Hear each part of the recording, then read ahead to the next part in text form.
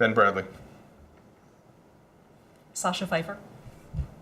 Walter Robinson. Marty Baron. Marty Baron. Mike Rezendes. Mike Rezendes.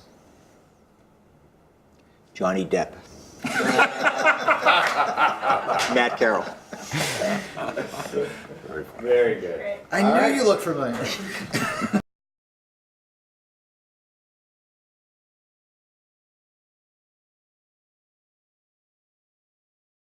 So this process started, where did the process of this becoming a movie start? Was it with any one of you? Yeah, I could speak to that. The process started when the Columbia Journalism the process started when the Columbia Journalism School used our investigation as a case study. And there was a guy named David Meisner, who I think is listed as one of the producers on this movie. He wrote the case study. And he is a novelist. And one of his novels had been optioned by Nicole Rockland and Bly Faust, who are two producers, the two initial producers on this project. And he said to me one day, this would make a great movie. I was a little skeptical, and believing that we spend most of our time going through documents and not really understanding how that could be cinematic. But David said, no, this would be a great movie. Would you mind if I took the case study and gave it to these two producers? And I think I called Walter or Marty, or I sent an email out, and basically the consensus was, hey, why not? And so so David Meisner took this case study, gave it to Nicole and Bly, and they were wowed and basically optioned the story. So they came to Boston to meet with us, and we were kind of kidding with them yesterday that, you know, if they hadn't agreed to buy us breakfast at the Ritz-Carlton, we might not have gone. Because I think at that time we, you know, as Mike said, the idea that this could be a film, you know, didn't make a lot of sense to us, because, and we think this film kind of de-glamorizes reporting. There's a lot of drudgery, there's a lot of document work, there's a lot of doors being shut in your face. There's a lot of moments where you think the story is A when it really is B, as it turned out, B plus or whatever. And somehow Nicole and Bly saw the potential for this to be a story about the importance of investigative reporting and what it can accomplish. Although I assumed this movie would never get made. I mean, I assumed when I was signing this that no harm done here, this will never become a movie, because a lot of options are signed and then movies don't get made, and it just felt like such a long shot. So when suddenly last summer we hear there's a cast with some big names, there's a filming schedule, there's a script, I was shocked. Yeah, I think we all were, because this was out of sight, out of mind for 3 or 4 years, and we were shocked, I think, when it all of a sudden seemed to come together. When Josh Singer was interviewing us all, we're sitting down there, and it was the last day of interviews, and we're chatting away, and he says, okay, I think I'm done. And then he's sort of muttering to himself, he says, now all I have to do is find a story. And I'm like, good luck with that. So, but they did a great job. It's a really fantastic script. It looks great, so we're all excited. Robbie likes to joke that the movie's demoralizing for us because they did in 2 hours what it took us 5 months to do. Well, and they did it better. Yeah, I think that there's the real genius to this movie, which is that it takes the work that we do, which is primarily drudgery, and often going through court files, sitting at our desks silently, and it takes this work and it makes it exciting and taut and filled with tension and conflict. So it's a genius piece of writing and movie making, in my view. And yet, it can't just be drudgery if you've chosen to do this with your lives, can it? I mean, I think it says a lot. I think it says a lot about investigative journalism and what investigative journalism really is. The difficulties that you face, the obstacles you confront, the going through documents, going to court, filing motions in court, thinking you have the story, but knowing that you can't publish yet, you don't have enough to publish, internal disagreements about whether this is something that we should be working on or whether we should be working on something else. So I think it's great because it gives so much insight into what investigative reporting really is, rather than what it's sometimes romanticized to be. And we were driven on this, drudgery aside, because we knew early on, a few days in, that this wasn't a story about one priest, it was a story about many, many priests, and it was horrific. And for months we kept at it because we knew how important it was. And we all of us whatever we do in life, we want to do something that makes a difference. And for us, this did make a big difference. And you endure some tedium in reporting in hopes that there's a reward at the end, and there isn't always. Robbie calls that digging dry holes. You go down a hole and you think it's not here, you go back. But in this case, it worked. But for example, we put together this database of priests, and we took 20 years of basically archdiocesan phone directories that tracks where priests are. Created a database that took weeks in a spreadsheet, very tedious. In the end, that was one of the most invaluable pieces of what we had, because it sort of confirmed where people were. And if an abuse allegation was made, suddenly this priest goes on sick leave. And so it was a key piece. So tedium has a payoff. There's a great scene in the movie where we interview a victim of clergy sex abuse by the name of Phil Saviano.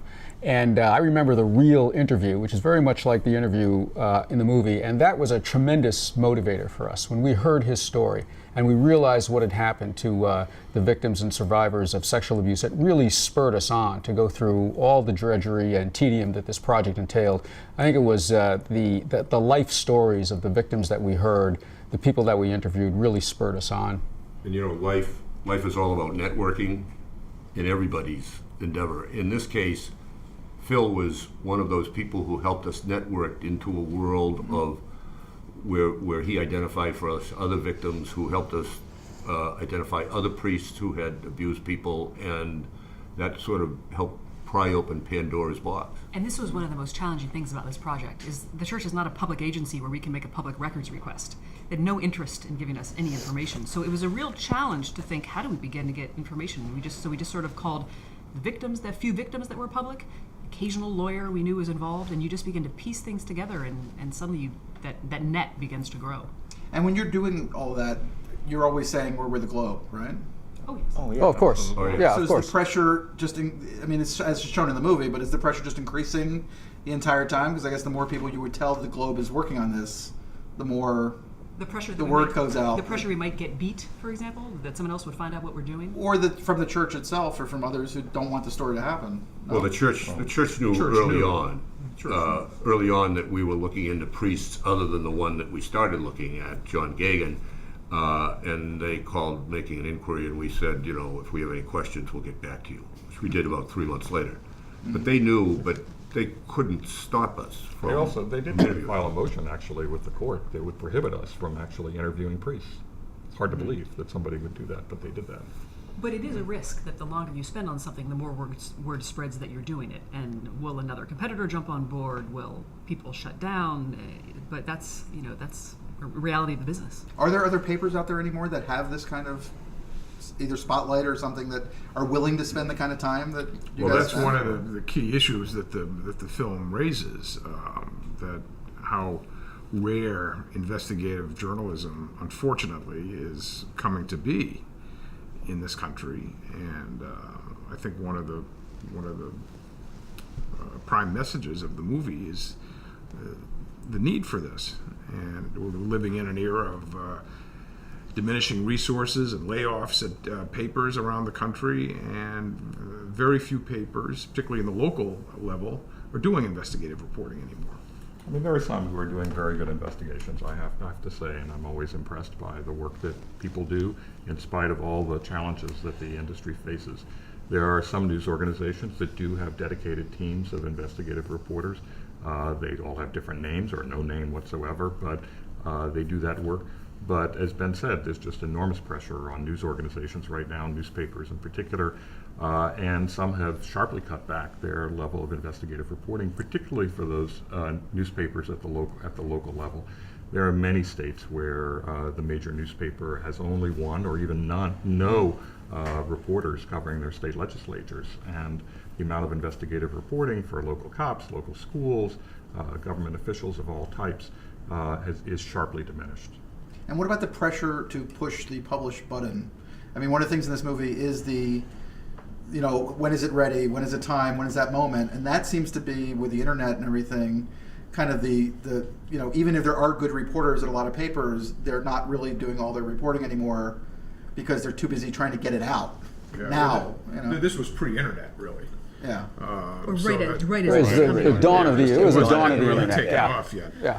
And so we were we didn't have that calculation of wanting to post it and get it up and out. But we did, and Marty always kept us, I think, focused on this. This wasn't going to just be a project about priests who abuse children. There have been stories for years about that. And even though the more we found out about priests abusing children, it was tempting to publish, the goal was a story about church superiors who covered up for priests who abuse children. That was our goal.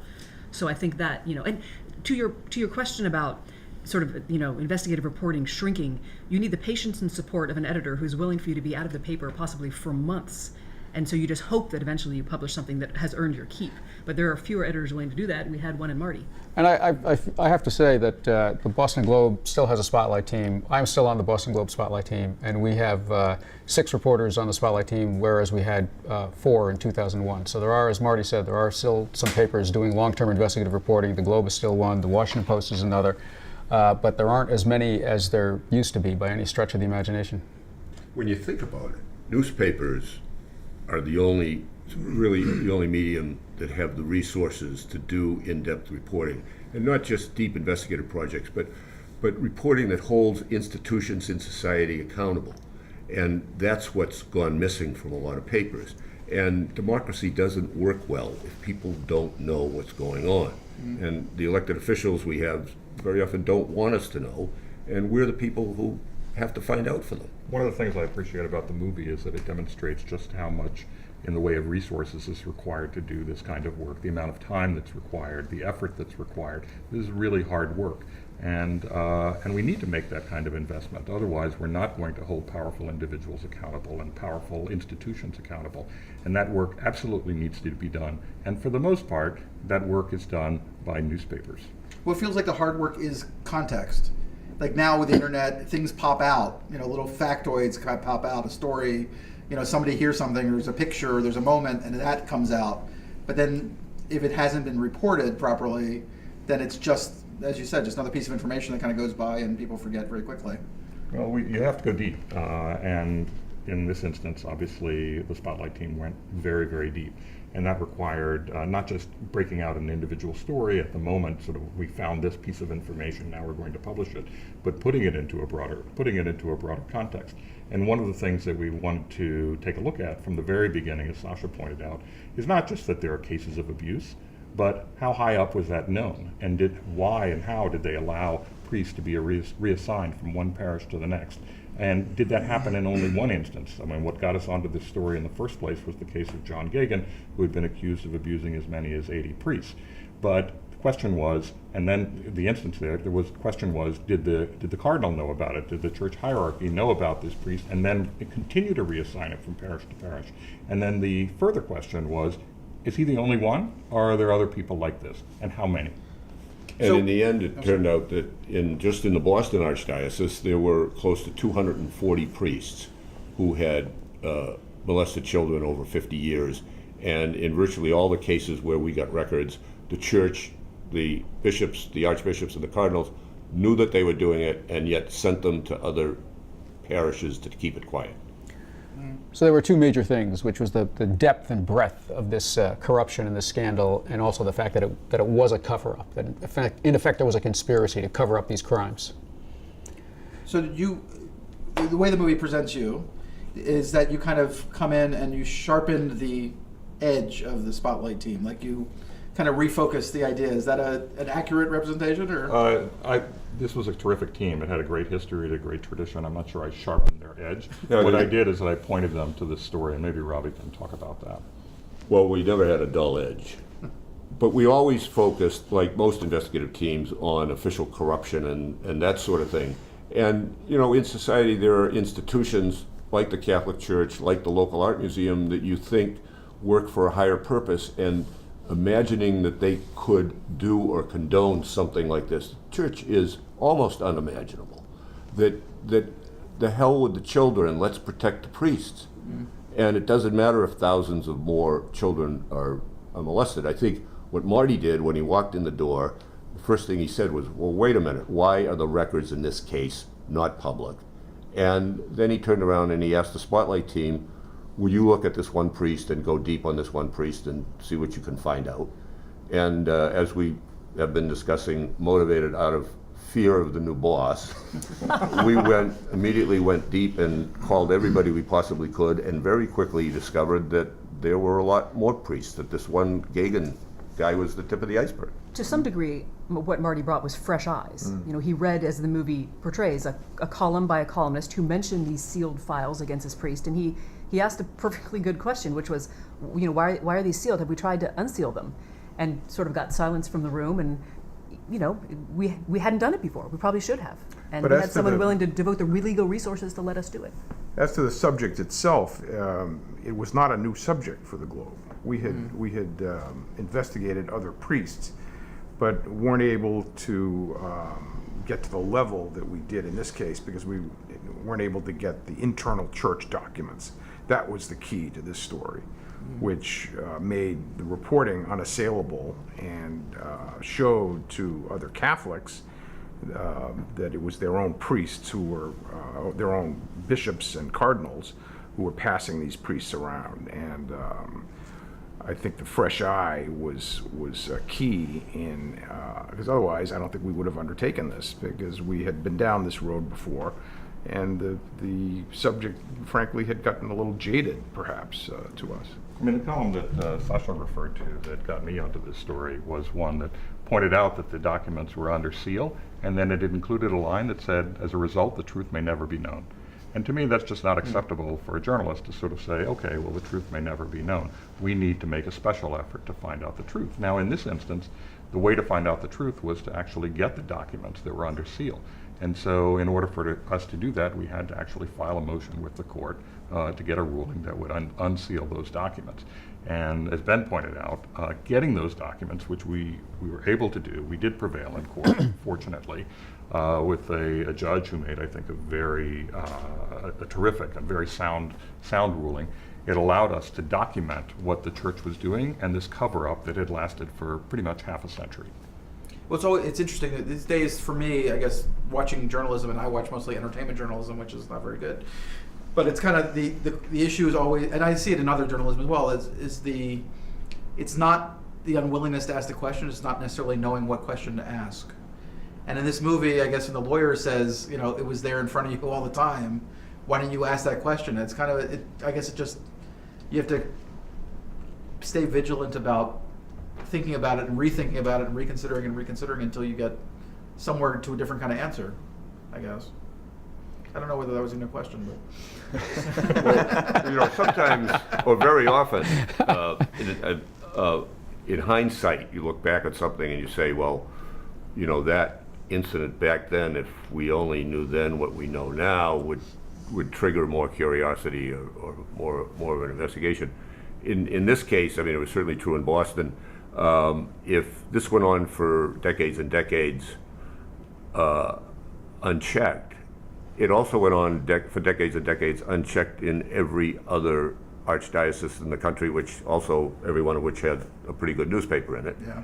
And, you know, we happened to have the good fortune and the good editing and the determination that we were able to document the extent of it. And, you know, Well, in LA, the break-in LA was in this documentary, Deliverance from Evil, which put all those pieces together and really focused on one priest, but actually was able to track him from, you know, parish to parish to parish, and that kind of opened things up in Los Angeles, but it took a long time. And the LA Times went to court Yeah. to actually get documents unsealed as well. I mean, my good fortune was that at the Globe, there were tremendous investigative reporters there. The team that had a fabulous history, and they pursued this story with the kind of diligence that you would hope for. So is the Spotlight team, is the group of you, or was the group of you as you were all together, are each of you a different color of the rainbow, as it were? I mean, is that kind of how the group came together? It's a rotating group of people. It's a kind of a plum assignment, so they sort of let people take turns. It can last for a series of years, and then someone else shuffles in. I remember that when I joined, Robbie had just become the new editor. The longtime editor, previous editor, Jerry O'Neill, had retired, and Robbie was assembling his new team. He went to me because I had covered the courts a lot, had a lot of court experience. Mike had very a lot of political statehouse experience. Matt was an existing data guy. Yeah. So it was kind of assembling the skill set you need to have this team that can cover all the bases. And we got through this 18-month period did, I think just in, as Mike mentioned earlier, 2002 alone, 600 stories, and we're still best pals. And is it It's a miracle. Is the mixture of personalities part of what works about the thing, where you're not on top of each other? And Oh yeah, I mean there have been other spotlight teams where I think it wasn't quite as harmonious just because of two personalities may not mesh. We were a pretty well-meshing team. I got to give Robbie credit. I mean, I think he was trying to do two things: assemble a group of reporters who had complementary skills, but also to assemble a group of reporters that would get along and work well together as a team. And I think you did both of those things. I won't name names, but I can remember before people would lobby him to come on, and sometimes Robbie would say, "I'm not sure that person's going to be the right fit." And she wasn't. No, but that became crucial because we were working 7 days a week, 15, 16-hour days for months. It was just an incredible amount of labor, and if we had bad personality problems, that would have been really tough. But everyone really got along really well for the whole time, pretty much. So. It turned out, we discovered later that, pretty soon we discovered that in fact we had one thing in common, even though we had been brought together for our different skills. And the thing we had in common is we were all raised Catholic. And that was not intentional, but I think it allowed us to have a lot of insight into why people had special deference for the church, why people had such trust in their priests, why people would trust their children with a priest. I mean, that was all easy for us to understand. And we spoke the language, and I think of one anecdote. We understood how the church was organized and all that, and there was one order of priests where there were lots of abuses of children, and they were called the Stigmatine Fathers. And one of our editors, who came from a different religious background, said, "What were those, the Serpentines, or the Stigmatines?" That was not me, by the way. I did not. It was you. and you do get the Jewish shit in the movie. You do get the new Jew in town thing going on. Right, the new Jew in town. That's right. That's me. Did you feel that? I mean, did you feel like that it was more problematic for you to? I don't know how much was the Jewishness. It was more being just new to Boston, not really knowing anybody in Boston, being a complete outsider, which is a term that's often used in Boston about people who did not grow up there, were not raised there.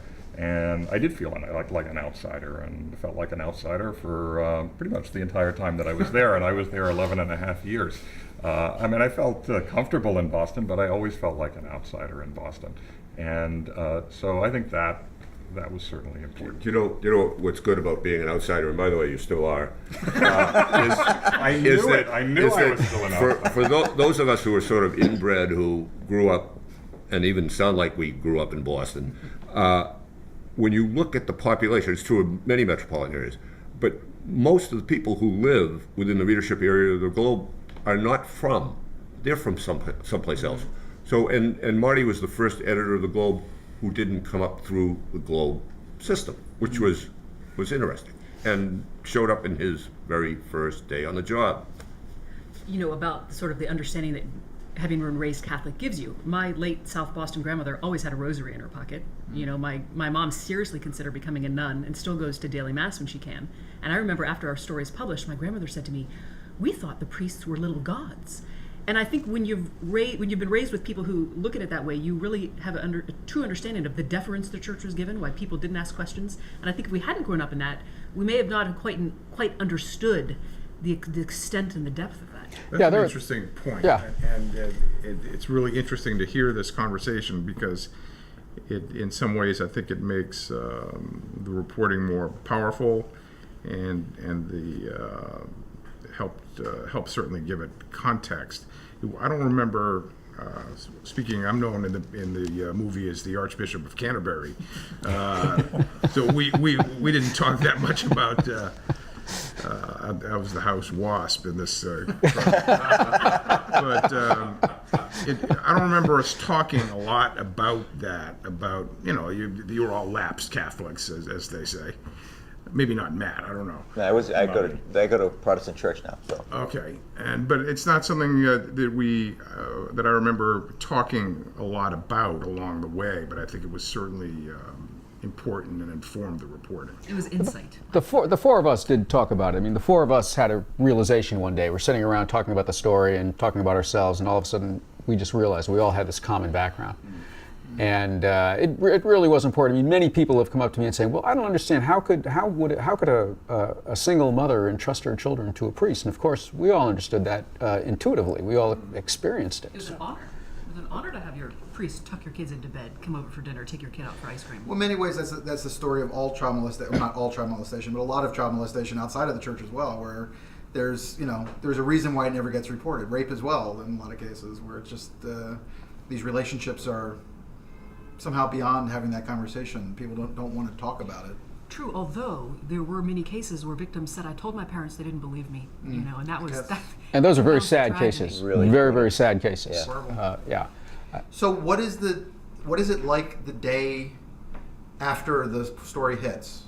It was amazing. The phones just started to ring off the hook. The support was just so, the people were so behind us, which was a real difference from an earlier story that we had done on another priest named Father Porter, where reaction was much more split. But here we had the documents, we published the documents, we published the stories, and people were just outraged at what the church had done. And it was an unbelievable outpouring of phone calls and then emails, because it was the early days of the internet, and it spread pretty quickly across the country. And then we started getting emails from everywhere across the country. The phones just did not stop ringing. We had to bring at least one intern, right? Maybe two, Yeah, I think downstairs just to answer the phones, because the phone just did not stop ringing. It was amazing. But this was a complete surprise. I mean, I went to work that day, and I think the others on the team also did, a little trepidatious. I mean, I thought maybe there were going to be picketers in front of the Globe that morning. Right. And we showed up, and at first there was this kind of eerie silence, and we were surprised, I think, that there were no picketers. And I think there had been a discussion We'd about... actually prepared the switchboard for a torrent of phone calls of angry people, and that we had sort of staffed up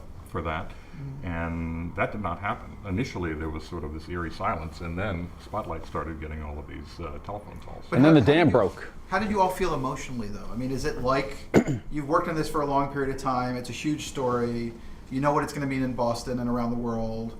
Is there a sense of, we did it, we crossed the line and we're thrilled, or is it... The thing that was different than any other project is you do your investigation, the story comes out, and usually that's it. This time it was, in a way, just the beginning. It was the beginning of a whole new phase. It became a daily beat, almost. Like, I think it's easier in retrospect to sort of understand the momentousness of it. At the time, it was just hard work that just got a lot harder and more time-consuming because we had so many more stories to do. We pulled in more reporters, by the way. It's important to recognize that there were a lot of other reporters at the Globe who were pulled into the coverage after the initial stories that we published, and they did fantastic work.